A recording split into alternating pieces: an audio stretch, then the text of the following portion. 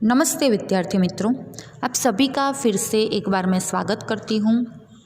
कक्षा 5 विषय हिंदी इकाई 13 स्वच्छता। स्वच्छता का दूसरा अर्थ होता है सफाई या निर्मलता। हमारे जीवन में स्वच्छता का क्या महत्व है, स्वच्छता क्यों रखनी चाहिए, यह सब हमें इस इकाई द्वारा समझाया गया है। स्वच्छता और स्वास्थ्य का घनिष्ठ संबंध है। हमें स्वस्थ जीवन को अपनाना चाहिए। स्वस्थ जीवन के लिए स्वच्छता बहुत ज़रूरी है। भारतीय संस्कृति में आदिकाल से लोग ऐसा मानते हैं कि जहाँ स्वच्छता होती है वहाँ पे लक्ष्मी का निवास होता है। शरीर और मन के लिए भी स्वच्छता बहुत ज़रूरी है। हम स्वच्छता नहीं रखेंगे तो गंदगी फैलेगी और गंदगी कई रोगों की जड़ होती है। इसलिए हर मनुष्य को साफ सफाई रखनी चाहिए। हर एक व्यक्ति को स्वच्छ रहना चाहिए और अपने आसपास के वातावरण को भी स्वच्छ रखना चाहिए। स्वच्छता से हम स्वच्छ जगत, सुंदर जगत का निर्माण कर सकते हैं। तो आओ विद्यार्थी मित्रों, पाठ का अभ्यास शुरू करें। एक दिन अजय ने मोहन को अपने जन्मदिन पर बुलाया। जन्मदिन का अर्थ होता है सालगिरह। मोहन ने उसे उपहार में देने के लिए कहानियों की एक पुस्तक खरीदी। उपहार का अर्थ होता है भेंट। मोहन ने अजय को उपहार में देने के लिए क्या खरीदा? कहानियों की एक पुस्तक खरीदी। उसे रंगीन कागज में लपेटा और अजय के घर चल पड़ा। जैसे ही मोहन अजय की गली में पहुंचा, उसके ऊपर केले का एक छिलका आ गिरा। गली का अर्थ होता है मोहल्ला या शेरी। छिलका, फल आदि का आवरण। छिलका का अर्थ क्या होता है? फल आदि का आवरण। जैसे ही मोहन अजय की गली में पहुंचा तो उसके ऊपर क्या गिरा? केले का एक छिलका आ गिरा। छी छी, कितनी बुरी आदत है सड़क पर छिलका फेंकना। मोहन ने मन में यह सोचा। उसने छिलका उठाया और इधर उधर देखा। कुछ दूरी पर उसे कूड़ादान दिखाई दिया। कूड़ादान का अर्थ होता है कचरा डालने का पात्र। जब मोहन थोड़े आगे बढ़ा तो उसने क्या देखा? कूड़ादान देखा उसने, और उसने छिलका कूड़ेदान में डाल दिया। बहुत सा कूड़ा कूड़ेदान के बाहर फैला हुआ था। वहाँ मक्खियाँ भिनक रही थीं। भिनकना यानी कि मंडराना। और चारों ओर गंदगी फैली हुई थी। कूड़ेदान के आसपास गंदगी फैली हुई थी। कुछ और आगे बढ़ा तो मोहन को बड़ी बदबू आई। बदबू का अर्थ होता है बुरी गंध या दुर्गंध। उसने देखा नालियों में कूड़े के कारण पानी रुका हुआ है। इसी पानी से बदबू आ रही थी। मोहन ने क्या देखा कि नालियों में कूड़े के कारण पानी रुक गया था और उस पानी से बदबू आ रही थी। मोहन नाक पर रुमाल रखे अजय के घर पहुंचा। वहां अजय के और भी कई मित्र आए थे। अजय ने मोहन को अपनी माँ और पिताजी से मिलाया। अजय की दादी जो बीमार थी, मोहन उनसे भी मिला। मेज पर खाने की चीज़ें रखी थी जिन पर बार बार मक्खियाँ आ जाती थीं। मोहन ने अजय से कहा, अजय, तुम्हारे मोहल्ले में इतनी गंदगी क्यों है? क्या नगर पालिका इसे साफ नहीं करती? क्या नगर पालिका इसे साफ नहीं कराती? मोहन ने अजय से क्या पूछा कि अजय, तुम्हारे मोहल्ले में इतनी सारी गंदगी क्यों है? नगर पालिका इसे साफ नहीं कराती? तो अजय की माताजी ने कहा, क्या कहा कि बेटा, नगर पालिका की गाड़ी आया करती है। जगह जगह कूड़ेदान है, पर कुछ लोग उनमें कूड़ा नहीं डालते। वे कूड़ा सड़क पर ही फेंक देते हैं, इसलिए सफाई नहीं रहती। अजय की माताजी ने मोहन को क्या कहा कि बेटा, नगर पालिका की गाड़ी तो आती है, जगह जगह कूड़ेदान भी है, पर लोग कूड़ा कूड़ेदान में न डालकर सड़क पर फेंक देते हैं, इसलिए इतनी गंदगी फैली हुई है। तो विद्यार्थी मित्रों, हमने पाठ का जितना भी अभ्यास किया है उस पर से हम कुछ प्रश्न और उनके उत्तर का अभ्यास करेंगे। प्रश्न और उनके उत्तर का हम अभ्यास करेंगे। सबसे पहला प्रश्न, अजय के मोहल्ले में मोहन ने क्या देखा? इसका उत्तर है, अजय के मोहल्ले में मोहन ने कूड़ेदान के बाहर फैला हुआ कूड़ा देखा, भिनक रही मक्खियाँ देखी और चारों ओर गंदगी फैली हुई देखी। अजय के मोहल्ले में मोहन ने क्या देखा? तो कूड़ेदान के बाहर फैला हुआ कूड़ा देखा, भिनक रही मक्खियाँ और चारों ओर फैली गंदगी देखी। इस प्रश्न का उत्तर यह है। प्रश्न 2, मोहल्ले में गंदगी क्यों फैली हुई थी? इसका उत्तर है लोग कूड़ेदान में कूड़ा न डालकर सड़क पर ही डाल देते हैं, इसलिए मोहल्ले में गंदगी फैली हुई थी। प्रश्न 3, मोहन ने अजय को उपहार में क्या दिया? इसका उत्तर है मोहन ने अजय को उपहार में कहानियों की एक पुस्तक दी। प्रश्न 4, अजय ने मोहन को किस प्रसंग पर बुलाया था?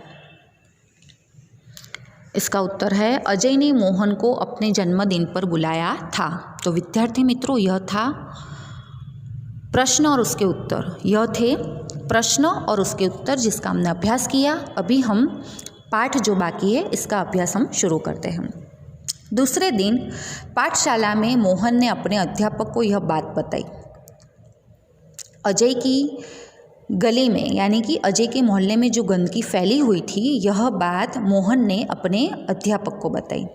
अध्यापक ने कहा, तुम ठीक कहते हो मोहन, गंदगी बहुत से रोगों की जड़ है। नगर पालिका का काम नगर को स्वच्छ रखना तो है, पर हमें भी नगर पालिका की सहायता करनी चाहिए। अध्यापक ने मोहन को क्या कहा कि नगर पालिका का काम नगर को स्वच्छ रखना तो है, पर हमें भी नगर पालिका की सहायता करनी चाहिए। चलो एक दिन हम सब अजय के मोहल्ले में चले और स्वयं सफाई का काम प्रारंभ करें। स्वयं का अर्थ होता है खुद और प्रारंभ का अर्थ होता है शुरुआत। अध्यापक ने मोहन को क्या कहा कि एक दिन हम सब अजय के मोहल्ले में चले और सफाई का काम प्रारंभ करें। रविवार के दिन सभी अजय के मोहल्ले में गए। सबके हाथ में एक एक टोकरी और झाड़ू थे। सड़क पर झाड़ू लगाकर उन्होंने कूड़ा इकट्ठा किया। सबने क्या किया? सड़क पर झाड़ू लगाया और कूड़ा इकट्ठा किया। नालियों की सफाई की और पानी का रास्ता बनाया। नालियों का अर्थ होता है जल बहने का संकरा मार्ग। सबने क्या किया? कूड़ा इकट्ठा किया, नालियों की सफाई की और पानी का रास्ता बनाया। उनमें मक्खी मच्छर मारने वाली दवा डाली। कूड़ेदान पर ढक्कन रखा। मोहल्ले में रहने वाले सभी लोग बाहर निकल आए और उन्हें देखने लगे।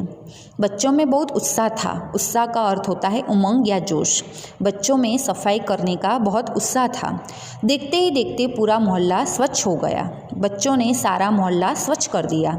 अध्यापक ने लोगों को समझाया कि वे घर का कूड़ा कूड़ेदान में ही डालें। वे घर के आसपास सफाई रखें क्योंकि गंदगी से रोग फैलते हैं। अध्यापक ने लोगों को क्या समझाया कि कूड़ा कूड़ेदान में ही डालें। सफाई नहीं रखने से गंदगी फैलती है और गंदगी से कई रोग फैलते हैं। उन्होंने कहा, मेरी पाठशाला के बालक सप्ताह में एक बार यहाँ आया करेंगे। सप्ताह का अर्थ होता है 7 दिनों का समूह। अध्यापक ने लोगों को क्या कहा कि मेरी पाठशाला के बालक सप्ताह में एक बार यहाँ आया करेंगे। वे आपके मोहल्ले को साफ करेंगे। आप भी इस काम में इनकी सहायता करें। एक व्यक्ति ने आगे बढ़कर कहा, नहीं, इन बच्चों को आने की कोई आवश्यकता नहीं। आवश्यकता का अर्थ होता है ज़रूरत। एक व्यक्ति जो आगे आया था उसने क्या बोला कि इन बच्चों को आने की कोई ज़रूरत नहीं, हम लोग स्वयं ही अपने मोहल्ले को स्वच्छ रखेंगे। अब आप इसे हमेशा साफ सुथरा पाएंगे। तो विद्यार्थी मित्रों, यह था पाठ जिसका हमने अभ्यास किया। हम कुछ प्रश्न और उनके उत्तर का अभ्यास करेंगे। सबसे पहला प्रश्न, अध्यापक बच्चों को अजय के मोहल्ले में क्यों ले गए? इसका उत्तर है अध्यापक बच्चों को अजय के मोहल्ले में इसलिए ले गए क्योंकि वहाँ फैली गंदगी को वो बच्चों के द्वारा साफ करवाना चाहते थे और लोगों को समझाना चाहते थे कि कूड़ा कूड़ेदान में ही डालें क्योंकि गंदगी से रोग फैलते हैं। प्रश्न 2, हम नगर पालिका की मदद कैसे कर सकते हैं? इसका उत्तर है हम कूड़ा कूड़ेदान में ही डालकर तथा अपने मोहल्ले की सफाई खुद करके नगर पालिका की मदद कर सकते हैं। प्रश्न 3, हमें अपना घर और मोहल्ला क्यों साफ रखना चाहिए? इसका उत्तर है हमें अपना घर और मोहल्ला साफ रखना चाहिए क्योंकि गंदगी से अनेक रोग फैलते हैं। प्रश्न 4, अपने नगर की सफाई में हमें किसकी सहायता करनी चाहिए? इसका उत्तर है अपने नगर की सफाई में हमें नगर पालिका की सहायता करनी चाहिए। तो विद्यार्थी मित्रों, यह थे प्रश्न और उसके उत्तर। अभी हम शब्द के अर्थ का अभ्यास करेंगे, यानी कि शब्दार्थ का अभ्यास करेंगे। सबसे पहला स्वच्छता। तो स्वच्छता का अर्थ होता है सफाई या निर्मलता। छिलका। छिलका का अर्थ होता है फल आदि का आवरण। बदबू। बदबू का अर्थ होता है दुर्गंध या बुरी गंध। उत्साह। उत्साह का अर्थ होता है उमंग या जोश। प्रथम। प्रथम का अर्थ होता है पहला। कूड़ादान। कूड़ादान का अर्थ होता है कचरा डालने का पात्र। दोष। दोष का अर्थ है अवगुण या अपराध। उपहार। उपहार का अर्थ है भेंट या नजराने की वस्तु। सप्ताह। सप्ताह का अर्थ होता है 7 दिनों का समूह। मोहल्ला। मोहल्ला का अर्थ है गली या शेरी। सालगिरह। सालगिरह का अर्थ है जन्मदिन। कूड़ा। कूड़ा का अर्थ है कचरा। भिनकना। भिनकना का अर्थ है मंडराना। नालियों। नालियों का अर्थ है जल बहने का संकरा मार्ग या मोरी। स्वयं। स्वयं का अर्थ है खुद। प्रारंभ। प्रारंभ का अर्थ है शुरू। आवश्यकता। आवश्यकता का अर्थ है जरूरत। तो विद्यार्थी मित्रों, यह थे शब्द और उसके अर्थ। यह थे शब्द और उसके अर्थ जिसका हमने अभ्यास किया। अभी हम विशेषणों का वाक्य प्रयोग कैसे करते हैं इसका अभ्यास करेंगे। विशेषण का वाक्य प्रयोग हम कैसे करते हैं इसका अभ्यास हम करेंगे। सबसे पहला अच्छा। तो इसका वाक्य प्रयोग हम इस तरह से करेंगे कि रमेश अच्छा लड़का है। नंबर 2 कोमल।